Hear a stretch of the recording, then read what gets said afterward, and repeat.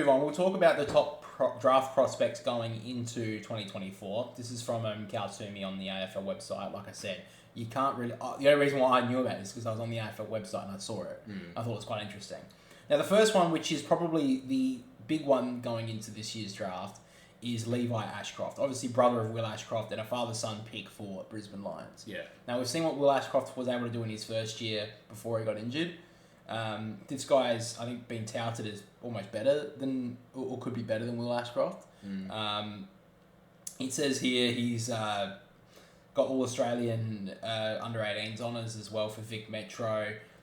Big one here, I think. I mean, obviously he will be going to Brisbane, so this is a big one for them.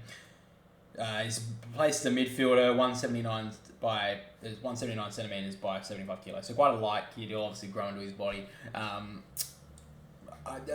There's obviously a big one that another father-son will be going to Brisbane, considering they're in the premiership window right now.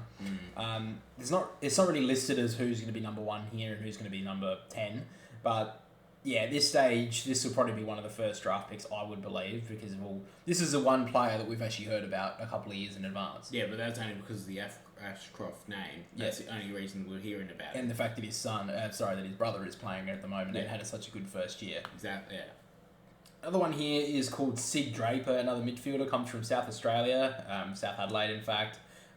Was named in South Australia's MVP in the under-18s, was picked as a part of the All-Australian team, and won the Best of Field medal in South Adelaide's under-18 grand final victory in the Sandford under-18s as well.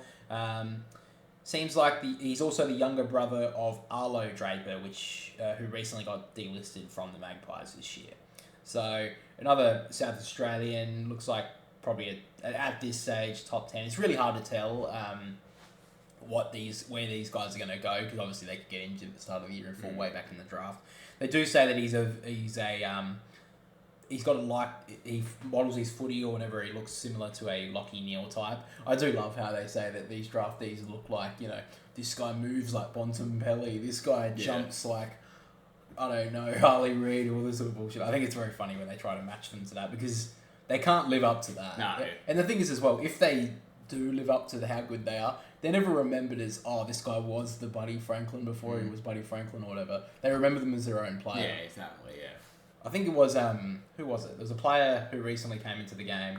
Josh Kelly. I think he was matched up to like a Scott Pendlebury type. But no one's ever, if you see Josh Kelly play now, you're not going to say, he was for Scott Pendlebury after Scott Pendlebury came to the game, that sort of stuff. Yeah. I think that is quite funny. Next one here is Tom Gross, midfield forward, about 180 centimetres, 70 kilos, plays for Vic Metro. Has a bit of Rory Sloan about him. I love that again. Including, he has a couple of big late games in the Coates Talent League. Another midfielder. So Cade Herbert's also another midfielder from Woodville West Torrens. That's good to see a couple of South Australians could be going in this draft. Sam Layla for Vic Country. Midfielder, 187 centimetres tall, 88 kilos. Was a young, talented cricketer for the Red Bulls, I believe. Strong body prospect, a bit taller. So I think big body midfielders obviously are the big talking point. Going into AFL now, you can't really be a small midfielder nowadays. You have to be, 190 centimetres sometimes. Yeah, 190. 90 kilos to be moving around nowadays. So could be a good prospect there. Christian Mraz. Yeah, we'll go Mraz. Eastern Rangers product, played 16 games, showed his smooth moving capabilities through the middle. Ooh. His classy skills were on show through the Rangers funnel series. Why is this written like a weird ad that you see at the back of the back of a newspaper? Yeah, I don't know. Yeah. Looks among the best midfielder candidates going into 2024. Well, so far, looking at all these names, they're all midfielders. So there's no ruckman here, there's no key positions. We do have one key position here, which is Tyler Welsh. That's father-son. Yeah, so he's a father-son prospect for the Adelaide Crows. Hang on. With son of former Adelaide, Western Bulldogs, North Melbourne forward, Scott Welsh, eligible to join the Crows as a father-son. Now, he's actually been touted as a pretty big prospect for the Crows. I think he's already been looked at by the Adelaide Crows to potentially pick him up as a father-son. this year. I think he's been training with them during this pre-season. pre-season. That would not surprise me one bit. We've seen I think Harley Reid actually trained with Carlton for quite a while. Through the pre-season. Maybe it was McKercher. There was a couple that were. I know Harley Reid played a couple of games for the reserves for Carlton last year, so that's another one as well. That's basically the only forward I can actually see on this list, and he's the last one on here. Another midfielder is Jagger Smith. Oh God. Jagger. Jagger. He's from the Chargers. Gets his averages 30 disposals for them, so that's pretty good in the 10 games that he played in 2023. He's a standout for the Eastern Rangers, and in the Chargers elimination final, he got 26 touches along with a goal, 5 inside 50s, and was a consistent for Vic Metro on the Carnival. Well, I do love that his name's Jagger Smith. Very, very fun first name. Very normal. I think that definitely their family were like, look, we have to name this kid something interesting. We have to name him Jagger. Would you ever name your kid Jagger? No. There's a lot of people, a lot of names now I wouldn't name my kids. We've got Jager O'Meara in the game. Jagger. I like that. I hope he joins the Swans. Josh Smiley. That's gold. And he's a big body midfielder as well. He's 194 by 92 kilos. Jesus Christ, that's huge. He's bigger than me. He's 17 years old and he's way bigger than me. I feel fucking hurt. He's for another Vic Metro. Only teams I'm seeing, states I'm seeing right now is Victoria and Adelaide looking into this top draft prospects at this stage. Finn O'Sullivan's on here as well. I feel like he's... Oh, here we go. So he's a second cousin to Sam Walsh.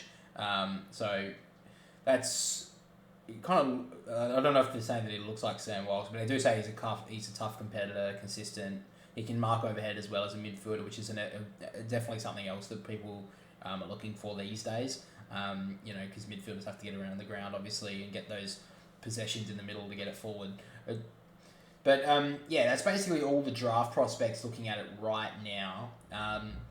Obviously, there'll be a lot more to come throughout the year. We will start talking more about draftees if you guys really want us to. It's not like we're not interested in it, but it's something that we don't follow as much. I just thought it was quite interesting to look at it today. And obviously the big one there is Levi Ashcroft, Tyler Welsh for the Crows potential pickup. Those are basically the big ones that I've heard about so far. Is there anyone else that really I listed there that you really noticed or not really noticed beforehand? No. You're not a big follower of the draft, are you? No, I've never been that much of a... Like, the only time I pay attention really is when I is on draft night and I see what players Port Adelaide have picked up. That's really when I start looking at them. I think that's the majority of AFL supporters, to be honest. They only look on draft night. And I think that's a big reason why the AFL need to start promoting the draft a lot more. Because, like we said, we don't know any of these names. I know NFL's talked about it a lot when we talked about the draft, but the NFL, they are college for 4 years and you start to know these guys from the top. Yeah, and you know pretty much who's going number 1, 2, 3, 4, 5, and 6. Yeah, exactly, and you can follow them. Maybe the point against doing that, though, is it would put so much pressure on these younger guys, and in the NFL, when they get to be picked up, I think they're like 23. Compared to AFL players, they are 17, 18. Yeah. So maybe that's the talking point against doing it and trying to promote it so much more. But I do think at the end of the day, it's on the fans' sake of things, it would be a lot better for them to hear what players they could be picking up and having not a relationship to know them, but some sort of knowledge about players coming to your club and not just having nothing known about them at all until a couple of days before the draft.